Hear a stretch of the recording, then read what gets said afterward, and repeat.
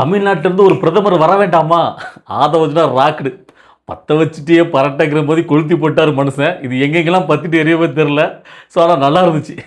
அதுக்கப்புறம் கருணை இருந்தால் வள்ளலாகலாம், கடமை இருந்தால் வீரனாகலாம், பொறுமை இருந்தால் மனிதனாகலாம், இந்த மூஞ்சும் இருந்தால் தலைவனாகலாம். Maria Wilson super. நீங்க சொன்னதுக்கப்புறம் இந்த பாடல் இதுக்கு முன்னாடி நம்ம கேட்டிருக்கோம். ஆனா இன்னைக்கு நீங்க சொல்லும்போது அது கரெக்ட்டா ஆப்ட்டா இருக்குல்ல. எம்ஜிஆர் அவர்கள் இத நினைச்சு நம்முடைய தலைவருக்காகவே அத பாடிட்டு போறார் அப்படிங்கிற மாரி நீங்க சொன்னது உண்மையிலேயே அந்த பாட்டு கரெக்ட்டா தான் பொருந்துது. தலைவன் பொறுமையின் சிகரமாச்சே! அப்படி கரெக்ட்டா விஜய் அவர்களுக்கே ஆப்ட்டான மாரி இன்னைக்கு பாடுனாரு. ஸோ ஒட்டுமொத்தமா இன்னைக்கு சட்டமன்றத்திலே என்ன நடந்துச்சு அப்படிங்கிறத இன்னைக்கு நம்ம பார்க்க போறோம்.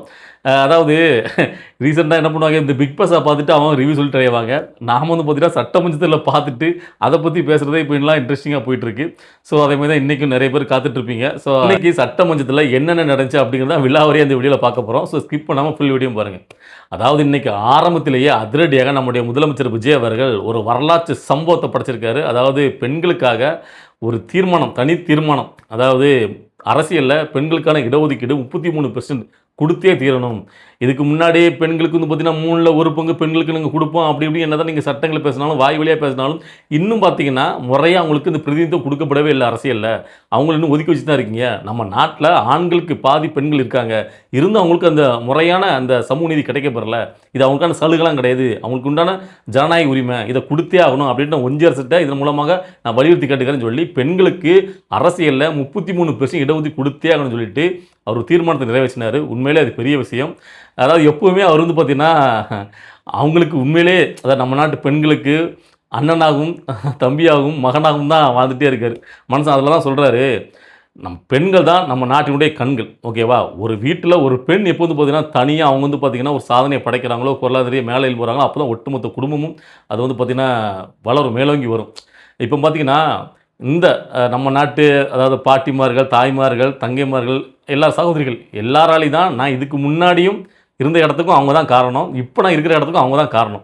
ஸோ அந்த நஞ்சு கடனை செலுத்த வேண்டியது என்னுடைய கடமை. நான் வந்துட்டு அதுக்காக தான் அந்த அரசியலே வந்தேன். போன கடந்த ஆட்சியில் 12 பெண்கள் சட்டமன்றத்தில் இடம் பெற்றிருந்தாங்க. இப்போ நம்முடைய ஆட்சியில் 23 பேர்கள் இடம் பெற்றிருக்காங்க. அதுவே நம்ம கட்சியில் ஆட்சியில் பார்த்தீங்கன்னா 4 பெண் அமைச்சர்கள் இருக்காங்க. ஸோ நாம் வந்து பார்த்தீங்கன்னா எப்போ முன்னோடியாக தான் இருக்கோம். இருந்தாலும் பெரிதளவில் பார்த்தீங்கன்னா பெண்களுக்கான இடஒதுக்கீடுங்கிறது இன்னும் கொடுக்கப்படாமல் இருக்குது அரசியலில். ஸோ அவங்க அதில் நீங்கள் வந்து கொடுத்தே ஆகணும். 33% இடஒதுக்கீடு தனியாக பெண்களுக்குன்னு இருக்கிறத நீங்கள் உறுதிப்படுத்தி ஆகணும் அப்படின்ட்டு அந்த தீர்மானத்தை நிறைவேற்றுறாரு. அதுதான் பார்த்தீங்கன்னா இன்றைக்கி ஹைலைட்டு. ஸோ இது கூடவே இன்றைக்கி முக்கியமான தீர்மானம் என்னன்னு கேட்டிங்கன்னா, அதாவது டீலிமிட்டேஷனுக்கு எதிர்த்து தீர்மானத்தை இன்றைக்கி சட்டசபையில் நிறைவேற்றுறதுக்கு முதலமைச்சர் விஜய் அவர்கள் முன்மொழிஞ்சார். அதாவது டீலிமிட்டேஷனால் என்னென்ன பாதிப்புகள், அதாவது பொதுவாக வந்து டீலிமிட்டேஷன் ஏன் வந்து எதிர்க்கிறாங்க அப்படிங்கிற கேள்வி எல்லாராலும் எழும்பும். என்ன பிரச்சனை, ஏன் வந்து அதை எதிர்க்கிறாங்க, சில பேர் ஏன் ஆதரிக்கிறாங்க, எல்லாத்தையும் தான் நம்ம இதில் பார்க்க போகிறோம். எதுக்கிறதுக்கு என்ன காரணம் கேட்டிங்கன்னா, இப்போ நம்ம நாடாளுமன்ற உறுப்பினர்கள் எம்பி வந்து ஒட்டுமொத்தமாக இந்தியாவில் வந்து பார்த்தீங்கன்னா 543 எம்பிகள் இருக்காங்க. இதில் தமிழ்நாட்டோட எம்பிகள் 39 பேர் தான். இது வந்து பார்த்தீங்கன்னா மக்கள் தொகை கணக்கெடுப்புல அதை நிறுவனது. ஓகேவா? 25 வருஷம் இதை வந்து மாற்றக்கூடாது அப்படின்னு சொல்லிட்டு ஏற்கனவே ஒரு முடிவு பண்ணிட்டாங்க, ஒரு சட்டம் போட்டிருக்காங்க. இப்போ 2026 தான் இதை வந்து பார்த்தீங்கன்னா மாற்றணும், மறுபரிசீலனை அப்படின்னு சொல்லிட்டு இப்போ மத்திய அரசாங்கம் பிஜேபி வந்து அதை நாங்கள் தொகுதி மறுவரை பண்ண போகிறோம். ஏன்னா மக்கள் தொகையில் அதிகமாகிட்டாங்க. அதுக்கேற்ற மாதிரி அந்த நம்ம எடா பற்றாக்குறையை நம்ம கரெக்டாக போட்டால் தானே மக்களுக்கு தேவையான எல்லா பிரச்சனையும் நம்ம சரி பண்ண முடியும், கண்காணிக்க முடியும். இப்போ அதிகமான மக்கள் தொகை வந்ததுக்கப்புறம் அதே அளவிலான நம்ம வந்து பார்த்தீங்கன்னா எம்பிக்களை வச்சு எப்படி வந்து பார்த்தீங்கன்னா நாட்டை வந்து பார்த்தீங்கன்னா மேலோங்கி நம்ம கொண்டு போக முடியும். அப்படிங்கிறதுனால நாங்கள் அந்த தொகுதி மறுவரையை கொண்டு வர போகிறோம், எம்பிக்களோட எண்ணிக்கை கூட்ட போகிறோம் அப்படின்னு அவங்க சொல்கிறாங்க. இதை ஏன் தமிழ்நாடு இப்போ திமுக கவர்மெண்ட் எதிர்த்துது, இப்போ விஜய் அவர்களும் எதிர்க்கிறாரு. ஏன் எதிர்க்கிறாரு அப்படின்னு கேட்டிங்கன்னா, இப்போ நம்ம வந்து பார்த்தீங்கன்னா மக்கள் தொகையை வந்து பார்த்தீங்கன்னா கட்டுப்படுத்திட்டு இருக்கோம். தமிழ்நாடு தென் மாநிலங்களுக்கு பார்த்தீங்கன்னா கொஞ்சம் படித்து மேலோங்கி அதாவது பார்த்தீங்கன்னா ரொம்ப வந்து பார்த்தீங்கன்னா குழந்தைகளை பெற்றுக்காம அந்த வந்து கொஞ்சம் கட்டுப்படுத்தி நார்மலாக போயிட்டுருக்கு. இப்போ வந்து ஊபி, மகாராஷ்டிரா, பீகார் இங்கெல்லாம் பார்த்தீங்கன்னா மக்கள் தொகை பிறப்பு விகிதம் அதிகமாகிட்டு இருக்குது, மக்கள் தொகை அதிகம். இப்போ ஊபிலலாம் சட்டமன்ற தொகுதியே அதிகம், அங்கெல்லாம் பார்த்தீங்கன்னா எம்பிக்களோட எண்ணிக்கை அதிகம். இப்போது மத்திய அரசாங்கம் ஒரு சட்டத்தை நிறைவேற்றாங்க, நம்ம நாட்டை ஒரு சட்டத்தை கொண்டு வராங்க. இப்போ நீட்டே எக்ஸாம்பிள் எடுத்துக்கிறோம், இதை கொண்டு வரணும்னா அது எம்பிக்கள் அங்கே ஆமோதிச்சா தான் அதை கொண்டு வர முடியும். அதிகமான எம்பிகள் அதை ஆமதிக்கும் போது ஈஸியாக கொண்டு வந்துடலாம், அவங்க நினைக்கிற சட்டத்தை கொண்டு வந்துடலாம். ஸோ அப்படிங்கும்போது இப்போ இந்த மக்கள் தொகை அடிப்படையில் இப்போ வந்து இப்போ மத்திய அரசாங்கம் பார்த்தீங்கன்னா இந்த தொகுதி மறைவரை பண்ணுறாங்க அப்படின்னா, இப்போ நம்ம சைடு ஆல்ரெடி மக்கள் தொகை கம்மியாக இருக்கும்போது வடநாட்டில் அதிகமான மக்கள் தொகை இருக்கும்போது அங்கே இன்னும் பார்த்தீங்கன்னா கூடுதலான எம்பிகள் வந்துருவாங்க, இங்கே குறைவான எம்பிகள் இருப்பாங்க. அப்போது மத்திய அரசாங்கம் ஒரு சட்டத்தை கொண்டு வரணும், அவங்க நினைச்ச சட்டத்தை கொண்டு வர நினைக்கும் போது வடக்க மேக்சிமம் பாஜக ஆள்றதுனால அவங்கள எம்பிகள் அதிகமாக ஆதரிச்சாங்கன்னா அவங்க ஈஸியாக ஒரு சட்டத்தை கொண்டு வர முடியும். ஸோ அப்படி அவங்க பண்ணும்போது அவங்களுக்கு பெருசாக இங்கே வந்து தமிழ்நாடு கேரளா இங்கே தானே பார்த்தீங்கன்னா பாஜக எதிர்ப்புகள் அதிகமாக இருக்குது. ஸோ இவங்களோட முக்கியத்துவம் அவங்களுக்கு பெருசாக தேவைப்படாது, உங்களை பெருசாக அவங்க கன்சிடர் பண்ண அவசியங்கள்லாம் போயிடும். ஏன்னா இங்கே தானே கால் உண்ண முடியாமல் இருக்குது பாஜக. ஸோ அப்படிங்கும்போது இதை வந்து ஒரு நெகட்டிவலாக இவங்களோட முக்கியத்துவத்தை குறைக்கிற மாதிரி ஆயிரும். இந்த தொகுதி மறைவரை மூலமாக எம்பிகள் அதிகமானாங்க அப்படின்னா இவங்க வந்து இவங்களுடைய முக்கியத்துவம் இல்லாமல் போக்கும்போது இவங்க ஒரு பெருசாக அவங்க நினைக்கிற சட்டத்தை எதனால நிறைவேற்றலாம் பாஜக. ஸோ அதனால் தமிழ்நாடு ரொம்ப வந்து பார்த்திங்கன்னா தீவிரமாக இந்த தொகுதி மறைவரை பண்ணக்கூடாது, இப்போ இருக்கிற நிலைமையிலேயே நீங்கள் எம்பிகளை வச்சுக்கிடணும், அப்போ தான் எங்களுடைய முக்கியத்துவம் அங்கே இருக்கும் அப்படின்னு சொல்லி இது எதுக்குறாங்க. இதில் பாஜக தரப்பில் என்ன சொல்கிறாங்க கேட்டிங்கன்னா, நாங்கள் தொகுதி மறைவர் மூலமாக நம்ம மக்கள் தொகை எண்ணிக்கையில் கூட்டினாலும் இதே விகிதாச்சார அடிப்படையில் தான் நாங்கள் கூட்டுவோம், இதனால் தமிழ்நாட்டுக்கு எந்த பாதிப்பும் கிடையாது, தென் தமிழத்துக்கு எந்த ஒரு பாதிப்பும் கிடையாதுன்னு அமித்ஷா வந்து அடித்து சொல்கிறார். என்ன காரணம் கேட்டிங்கன்னா, இப்போ அங்கே 543ங்கிறது ஒட்டுமொத்த எம்பிகள் எண்ணிக்கைன்னா அதில் 29 தமிழ்நாட்டு எண்ணிக்கைன்னா அதில் வந்து எவ்வளோ விகிதாச்சாரம்னு பார்த்தீங்கன்னா 7.18 விகிதாச்சாரத்தில் இருக்காங்க. அதாவது தமிழ்நாட்டில் 543 7.18 விகிதாச்சாரத்தில் 39 எம்பிக்கள் இருக்காங்க. ஸோ தொகுதி மறைவரை மூலமாக நாங்கள் எம்பிக்களை கூட்டினாலும் இதே விகிதாச்சாரத்தில் தான் மெயின்டைன் பண்ணுவோம், புரியுதுல்ல. இப்போ அங்கே வந்து எவ்வளோ கூட்டுறாங்களோ அதில் வந்து பார்த்தீங்கன்னா அதே அளவுக்கு இப்போ எப்படி ஒரு 39 543க்கு 33 இருக்கோ அதே மாதிரி தான் அங்கே அதிகமானாலும் இதே அளவில் தான் இங்கேயும் கூட்டுவோம், குறைக்கலாம் மாட்டோம். அதனால் நீங்கள் வந்து தென் தமிழில் பாதிப்படையாது, ஓவராலாக 50% எம்பிக்களோட எண்ணிக்கை கூட்டுவோம். ஸோ அதனால் நீங்கள் வந்து இது வந்து எதுக்கெல்லாம் வேண்டாம், நம்ம மக்கள் தொகை அடிப்படையில் மக்கள் தொகையை நம்ம வந்து அதிகமாகும் போது இந்த எம்பிக்களோட எண்ணிக்கை அதிகமாகணும் அப்படின்னு அவங்க சொல்கிறாங்க. இதனால் தென் தமிழுக்கு பாதிப்பு வராது, நாங்கள் இந்த விகிதாச்சார அடிப்படையில் தான் நாங்கள் வந்து கூட்டுவோம் அப்படிங்கிறாங்க. இருந்தாலும் இப்போ வந்து டிஎம்கே இப்போ டிவிகே அந்த கட்சி என்ன நினைக்கிறேன்னா இவங்க சொல்கிறது ஒன்றா இருக்கும், செயல்றது ஒன்றா இருக்கும். ஸோ இதனால் நம்மளுக்கு கண்டிப்பாக பாதிப்பு வந்துடும், அதனால் இதை வந்து பார்த்திங்கன்னா நாங்கள் எதுக்குறோம், இந்த தொகுதி முறையை நீ கொண்டு வரக்கூடாது, எப்படி இதுக்கு முன்னாடி 543 தான் அந்த எண்ணிக்கை இருக்கோ எம்பி எண்ணிக்கை, அதே எம்பிகளுடைய எண்ணிக்கை தொடரணும் அப்படின்னு சொல்லிட்டு அதுக்காக பார்த்தீங்கன்னா இன்றைக்கி தீர்மானத்தை முன்மொழிஞ்சார் முதலமைச்சர் விஜய் அவர்கள். இப்போ இதுக்கு எந்தெந்த கட்சிகள்லாம் ஆதரவு தெரிவிக்கும், எந்தெந்த கட்சிகள்லாம் எதிர்ப்பு தெரிவிக்கும் அப்படிங்கிறது தான் பயங்கர சுவாரஸ்யமாக சட்டசபையில் எனக்கு போச்சு. அதான் நமக்குலாம் தெரியும், யாருக்குனவே முதலமைச்சர் விஜய் அவர்கள் இந்த டீல் லிமிடேஷனுக்கு எதிராக பார்த்தீங்கன்னா அனைத்து எம்பிகள் கூட்டத்தை கூட்டும் போது எந்தெந்த கட்சிகள்லாம் போனாங்க, யாரெல்லாம் போகிறாங்கன்னு தெரியும். அதை வச்சே நம்ம ஓரளவு கணிச்சிட முடியும் யார் யார் ஆதரவு கொடுப்பா, யாரெல்லாம் எதிர்ப்பு தெரிவிப்பா அப்படிங்கிறது. அந்த வகையில் எப்போவுமே முதலமைச்சர் விஜய் அவர்கள் ஒரு தீர்மானத்தை முன்மொழிஞ்சார் அப்படின்னா உடனே அதுக்கு எதிர்க்கட்சி தலைவர் தான் முதல்ல வாய்ப்பு கொடுப்பாங்க, அவர் இருந்துச்சு தான் அதை ஆதரிக்காங்களா எதிர்க்காங்களா அப்படிங்கிறத சொல்லுவாங்க, அதுக்கப்புறம் ஒவ்வொருத்தராக பேசுவாங்க. ஆனால் இந்த தடவை சபாநாயகர் அவர் எதிர்க்கட்சி தலைவரை அனுமதிக்கல, அவரை பேச அழைக்கல. அதுக்கு பிறகு டேரெக்டாக மார்க்சிஸ்ட் கம்யூனிஸ்ட் கட்சிக்கு அந்த எம்எல்ஏ பேச சொல்லிட்டாரு. நம்மளுக்கே அவங்க ஷாக்காக தான் இருந்துச்சு, ஏன் அப்படி பண்ணார் அப்படின்ட்டு. அதுக்கு ஏவா வேலு அவர்கள் வேற உடனே இருந்துச்சு, எப்படி நீங்கள் வந்து எதிர்க்கட்சி தலைவர் தான் முதல்ல நீங்கள் அனுமதிக்கணும், அதை விட்டுட்டு நீங்கள் அங்கே போகிறீங்க அப்படிங்கிற மாதிரி கேட்டார். அது வந்து விதிகளின் அடிப்படையில் நான் யார் வேணாலும் அனுமதிக்கலாம், அவருக்கும் நாங்கள் வாய்ப்பு கொடுப்போம், அப்போ எதிர்க்கட்சி தலைவர் பேசட்டும் அப்படின்னு சொல்லிட்டாரு. எனக்கு தெரிஞ்சு உதயநிதி அவர்களுக்கு அது ஒரு நோஸ்கட்டாக இருந்திருக்கும் எதிர்க்கட்சி தலைவருக்கு. மார்க்சிஸ்ட் கம்யூனிஸ்ட் பார்த்தீங்கன்னா இந்த தீர்மானத்தை நாங்கள் வந்து ஆதரிக்கும் அப்படின்னு முழுமையாக சொல்லிட்டாங்க. அதுக்கடுத்தாப்புல பிரேமலதா விஜயகாந்த் அவர்களுக்கு அந்த வாய்ப்பு போச்சு. பிரேமலதா விஜயகாந்த் அவர்கள் கண்டிப்பாக இதை எதிர்ப்பாங்க அப்படின்னு நினச்சோம். அதே மாதிரி அதாவது இந்த 33% பெண்களுக்கான இடஒதுக்கீடு அந்த தீர்மானத்தை நாங்கள் வரவேற்கிறோம், ஆனால் அதே நேரத்தில் தொகுதி மறைவரைக்கு எதிரான தீர்மானத்தை நாங்கள் ஆதரிக்கலை. இப்போ நீங்கள் சொல்கிற மாதிரி அது வந்து பார்த்தீங்கன்னா மக்கள் தொகை கணக்கெடுப்புகள் எடுத்தால் நம்ம தென் தமிழம் பாதிக்கும் அப்படி சொன்னீங்கன்னா அவங்க என்ன சொல்கிறாங்க, அதாவது தென் தமிழம் பாதிக்கப்படையாத இடையில விகிதாச்சார அடிப்படையில் தான் நாங்கள் வந்து கூட்டம் சொல்கிறாங்க. அப்படிங்கும்போது இப்போ வந்து 39 எம்பியாக இருக்கிறது விகிதாச்சார அடிப்படையில் 7.18 அந்த பெர்சன்டேஜ் கூடுறதா இருந்தால் நம்மளுக்கு இனிமேல் பார்த்தீங்கன்னா 50க்கு மேற்பட்ட எம்பிகள் தான் வருவாங்க. ஸோ அதனால் இது என்ன பெருசாக பாதிப்பு வரப்போகுது, அதனால் அது அப்போ வரும்போது பதினால இப்போ நாங்கள் அந்த தொகுதி முறைக்கு எதிரான அந்த தீர்மானத்தை நாங்கள் ஆதரிக்கல அப்படின்னு சொல்லிட்டு பிரேமலதா விஜயகாந்த் சொல்லிட்டாங்க.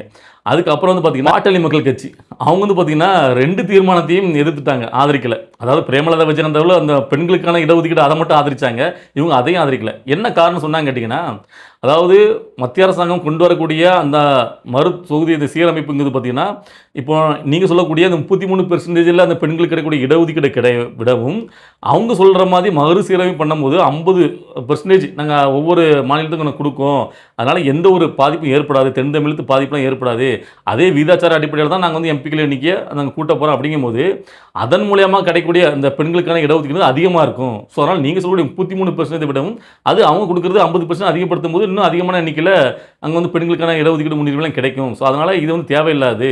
இப்போ இது வரைக்கும் அவங்களும் பார்த்தீங்கன்னா எந்த ஒரு திட்ட மசோதா எதுவுமே கொண்டு வரல. அதுக்கு முன்னாடி நீங்கள் வந்து பார்த்தீங்கன்னா சில காரணங்களாக அரசியலுக்காக இப்போ நீங்கள் இந்த தீர்மானத்தை கொண்டு வரீங்க, அதனால் நாங்கள் இதை ஆதரிக்கலை அப்படின்னு சொல்லிட்டு பாட்டாளி மக்கள் கட்சி இந்த தீர்மானத்துக்கு எதிராக வந்து பார்த்திங்கன்னா அவங்க வந்து குரல் கொடுத்துட்டாங்க. அதுக்கப்புறம் பார்த்தீங்கன்னா ஏடிஎம்கே எடப்பாடி பழனிசாமி என்ன சொல்ல போகிறார் கண்டிப்பாக தெரியும். அவர் பிஜேபி கூட இப்போ லிங்கில் இருக்கனால கண்டிப்பாக இந்த தீர்மானத்துக்கு ஆதரவு தெரிவிக்க மாட்டாங்கிறது தெரியும். அதனால் அவங்க வந்து எதிர்க்கிறோம் அப்படின்னு ஆதரிக்கல அப்படின்னு சொல்லிட்டாங்க. அதுக்கப்புறம் பிஜேபி என்ன செய்யும், பிஜேபி எதிர்க்குன்னு சொல்லிட்டாரு. அங்கே ஒரு ஆள் தான் இருக்கார், அவரும் பார்த்தீங்கன்னா எதிர்க்குன்னு சொல்லிட்டாரு. ஆனால் அந்த பெண்களுக்கான 33% இடஒதுக்கீடு அதை நாங்கள் வரவேற்கிறோம் அப்படின்ட்டு அந்த போஜராஜன் பிஜேபியில் உள்ளவர் அவர் சொன்னார். அதுக்கப்புறம் பார்த்தீங்கன்னா திமுக என்ன சொல்ல போகுது, உதயநிதி முக ஸ்டாலின் என்ன சொல்ல போகிறார் அப்படிங்கிறது தான் நம்முடைய எதிர்பார்ப்பாக இருந்துச்சு. அவர் வந்து பார்த்தீங்கன்னா சின்ன அந்த திருத்தங்கள் அதை இது சொல்லிக்கிட்டு ஏதாவது ஒன்று அவங்க சொல்லணுமே அப்படிங்கிறக்காண்டி பார்த்தீங்கன்னா விட்டுட்டு அதை வந்து அவர் வந்து வரவேச்சிட்டார். ஏன்னா இதுக்கு முன்னாடி தொகுதி முறையவரெல்லாம் தீய வச்சு எரிச்சிருக்காங்க. ஸோ அதனால் வந்து பார்த்திங்கன்னா நாங்கள் ஆதரிக்கும் அப்படின்னு சொல்லிட்டாங்க. அதுக்கப்புறம் அவங்களுக்கு தெரியும் மற்ற கட்சிகள் எல்லாமே பெருசாக விடுதலை சிறுத்தை கட்சி தமிழ் வச்சுக்கிறது கூட தானே இருக்குது. அவங்க எதனாலும் பிஜேபி என்ன கொண்டு வந்தாலும் தப்பு தான் அப்படிங்கிற நிலைப்பாட்டு இருக்கனால வன்னியரசு அவர்கள் அவர் வந்து ஆதரவு தெரிவித்தார். அதனால் அது பெரிய ஒரு மாற்றத்தை ஏற்படுத்த நம்மளுக்கு தெரியும். ஸோ ஒட்டுமொத்தமாக அதுக்கப்புறம் பார்த்தீங்கன்னா தீர்மானத்தை சட்டசபை நிறைவேற்றிட்டாங்க. ஏன்னா வந்து எதிர்ப்புகள் கம்மியாக தானே இருந்துச்சு, ஆதரவு நிலைப்பாடு அதிகமானால தீர்மானம் நிறைவேறிட்டு. ஓகேவா, சரி ஓகே. அதுக்கப்புறம் இன்றைக்கி ஹைலைட்டாக பேச வேண்டிய விஷயம் என்ன கேட்டிங்கன்னா, லாஸ்ட்டாக சட்டமன்றத்தில் பேசி ஒரு பெரிய சர்ச்சையை கிளப்பின நிதியமைச்சர் மரியவில்சன் அவர் அன்றைக்கி பேசின விஷயங்கள் வந்து பார்த்திங்கன்னா கொஞ்சம் அது ஏற்புடையதாக இல்லை, அது ஏகப்பட்ட சர்ச்சைக்கு உள்ளாயிடுச்சு. ஸோ இன்றைக்கி அதனுடைய தன்மையை கருத்தில் கொண்டு அவர் வந்து பார்த்தீங்கன்னா நிதானமாக ரொம்ப பொறுமையாக நல்லா நீட்டாக பேசினார். இன்றைக்கி மனுஷன் கரெக்டாக பேசினார். இன்றைக்கி சபாநாயகரே பாராட்டினார் நிதியமைச்சர் மரியவில்சன் அவர்களை. அதாவது அவர் ஆரம்பத்தில் வந்து பேச ஆரம்பிக்கும் போது அதாவது எங்களுடைய காட்ஃபாதர் ஜேபிஆர் வந்து பார்த்தீங்கன்னா எப்படி எம்ஜிஆருக்கு உறுதுணையாக இருந்தாரோ அதே மாதிரி நான் முதலமைச்சர் விஜயவுக்கு உறுதுணையாக இருப்பேன், எனக்கு இப்படி ஒரு வாய்ப்பை கொடுத்தாரு அப்படின்னு சொல்லி புகழ்ந்து பேசி சில கதைகள் சொன்னார். அதுக்கப்புறம் ஒரு குறி வைத்தால் தவற மாட்டேன், தவறுமானம் குறியே வைக்க மாட்டேன் அப்படின்னு முதலமைச்சர் விஜயவேல் காஞ்சிபுரத்தில் பேசினார்ல, அந்த டைலாக்லாம் சொல்லி அதுக்கப்புறம் தான் ஒரு பாட்டு பாடி, நான் ஆரம்பத்தில் ஒரு பாட்டு பண்ணேன் அந்த மாதிரி எம்ஜிஆர் பாடலாம் பாடி அப்படி புகழ்ந்து தள்ளிட்டு அதுக்கப்புறம் பார்த்தீங்கன்னா நிறைய அதாவது போன தடவை வந்து பார்த்தீங்கன்னா கேள்வி கேட்டிருந்தாங்க நிறைய எதிர்க்கட்சிகள், நிதியமைச்சர் இதுக்கு ஏன் முன்னுரிமை கொடுக்கல, இதையும் அப்படி பண்ணாங்க, எங்களுடைய திட்டங்களுக்கு நீங்கள் வந்து அப்படியே மாற்றி வச்சு பேர் மட்டும் அப்படி மாறி மாறி வைக்கிங்க, இதெல்லாம் என்ன ஏற்படுதா, நீங்கள் ஒரு திட்டத்துக்கு பேர் வைக்கிறதா, நீங்களா சொந்தமான திட்டத்தை புதுசாக நீங்கள் ஆரம்பித்து அதுக்கு ஒரு திட்டத்தை திட்டம்னு வச்சா பரவாயில்ல, நாங்கள்லாம் காலங்காலமாக ஏற்படுத்தின திட்டத்துக்கு பேரை மட்டும் மாற்றி வைக்கிங்க, அப்படி ஏற்படுதா இல்லையா அப்படி ஏகப்பட்ட கொஸ்டின்லாம் வச்சுருந்தாங்க. எல்லாத்துக்கும் ரொம்ப நிதானமாக பதில் சொன்னார். அதில் குறிப்பாக சொல்லும் போது நற்குன்னு அதாவது நீங்கள் கொண்டு வந்த திட்டத்தை நாங்கள் அப்படியெல்லாம் பார்த்தீங்கன்னா மாற்றி பேர் வைக்கல, அதில் சில எக்ஸ்டென்ஷன் பண்ணி தான் அதுக்கு நாங்கள் பேர் வச்சுருக்கோம் அப்படின்னு சொல்லி தெளிவாக விளக்குனார். அதாவது இப்போ ஒரு திட்டத்துக்கு நீங்கள் இத்தனை கோடியாக செலவு பண்ணுறீங்க அப்படின்னா அதை வந்து நாங்கள் கொஞ்சம் எக்ஸ்பெண்ட் பண்ணி அதுக்காக பார்த்தீங்கன்னா விரிவாக்கம் பண்ணி தான் அந்த திட்டத்துக்கு நாங்கள் பேரை மாற்றி வச்சுருக்கோம், அப்படியே நாங்கள் நகலாக எடுத்து அப்படிலாம் வைக்கல அப்படின்னு சொல்லி அடித்தார். ஸோ இன்றைக்கி வந்து பார்த்திங்கன்னா கரெக்டாக பேசினார் இன்றைக்கி. அதனால் நம்மளே பாடுறோம், இந்த மாதிரி தான் பொறுமையாக பேசணும். அதாவது சட்டமன்றத்தில் எப்படி நடந்துக்கணும்னு ஒரு தன்மை இருக்குது, அதை இன்றைக்கி மாறக்கூடாது. ஏன்னா லைவாக ஒட்டுமொத்த தமிழ்நாட்டு மக்களும் பார்த்துட்டு இருக்காங்க. ஸோ அதனால் கொஞ்சம் பொறுப்புனோட இன்றைக்கி எப்படி பேசுனீங்களோ அதே மாதிரி பேசணும். ஏன்னா எதிர்க்கட்சிகள்னால் கேள்வி கிடையாது தொடுக்க தான் செய்வாங்க. அதுக்கெலாம் வந்து பார்த்திங்கன்னா நிலை தடுமாறாமல் அந்த எதிர்கேள்வியில் சமாளிக்கிற அளவுக்கு நீங்களை மெருகச்சிக்கணும் அப்படின்னு நம்ம சொல்கிறோம். அந்த இன்றைக்கி கரெக்டாக பேசினார். அதுக்கப்புறம் பார்த்திங்கன்னா வேளாண்துறை அமைச்சர் அவரும் பார்த்திங்கன்னா இன்றைக்கி ரொம்ப நேரம் பேசினார். எதிர்க்கட்சிகளை வச்ச இதுக்கெல்லாம் பார்த்தீங்கன்னா பதிலடி, அதாவது அவங்க வேளாண்துறை பட்ஜெட்டில் 2 பேருக்கும் பட்ஜெட் விஷயத்தில் எதிர்க்கட்சிகளை வைத்து அந்த விஷயத்துக்கெல்லாம் பதிலடி கொடுத்தாங்க, சிறப்பாக போச்சு. ஸோ இன்றைக்கி ஒட்டுமொத்தமாக பார்க்கும்போது இன்றைக்கி வந்து பார்த்திங்கன்னா ரொம்ப நேரம் அதாவது போர் அடிக்கிற மாதிரி நிறைய பேர் பேசி அந்த இழுத்து அடிக்கிற மாதிரி நிறைய விஷயங்கள் போகலை. எனக்கு தெரிஞ்சு வேளாண்துறை அமைச்சர் தான் பார்த்து கொஞ்சம் நேரம் பேசினார். மற்றபடி பார்த்திங்கன்னா பெருசாக ஏன்னா முன்னாடி சொல்லிட்டாங்க இன்றைக்கி கொஞ்சம் ஒரு 10 நிமிஷம் தான் பேசணும் அப்படின்னு சொல்லிட்டதுனால பெருசாக வந்து பார்த்திங்கன்னா இந்த ஜவ்வு மாதிரி போட்டு இழுக்கிற விஷயங்களும் இல்லை. அதனால் கொஞ்சம் சீக்கிரமாக சட்டம் கொஞ்சம் முடிஞ்சிட்டு. சரி ஓகே, இன்றைக்கி இந்த வீடியோ பார்க்கும்போது உங்களுக்குலாம் என்ன தோணுது, அதாவது இப்போதைக்கு இந்த தொகுதி மறையறைக்கு எதிரான தீர்மானத்தை கொண்டு வரது அவசியமா, அப்படி கொண்டு வரனால நம்மளுக்கு என்ன பயன், அப்படி நம்ம இவ்வளோ நேரம் பேசிட்டோம் என்னென்ன பிரச்சனைகள் என்னென்ன இருக்குது ஆதரவு நிலைப்பட்டோம், இதில் உங்களுடைய தனிப்பட்ட கருத்துன்னு என்ன, நீங்கள் என்ன நினைக்கிறீங்க, தொகுதி முறைவரால் நம்ம தமிழ்நாட்டுக்கு பாதிப்பு இருக்குன்னு நீங்கள் நினைக்கிறீங்களா? ஸோ உங்களுடைய கருத்து என்ன, முதலமைச்சர் விஜய் கொண்டு வந்த இந்த 2 தீர்மானத்தில் பெஸ்ட்டு எது, நீங்கள் நினைக்கிறது 2 தீர்மானமே பெஸ்ட்டு தான், முதலமைச்சர் விஜய் சொன்னது கரெக்டு தான் அப்படின்னு நீங்கள் நினைக்கிறீங்க, எதுவாக இருந்தாலும் உங்களுடைய கருத்துக்களை என்ன அப்படின்னு நான் தெரிஞ்சுக்க ஆர்வமாக இருக்கேன். ஸோ அதை பற்றின உங்களுடைய கருத்தில் கமெண்ட்டில் பதிவு பண்ணுங்கள். அடுத்தடுத்த கட்ட அரசியல் நிகழ்வு பார்த்து நம்மளுடைய வீடியோ வரும், வெயிட் பண்ணுங்கள்.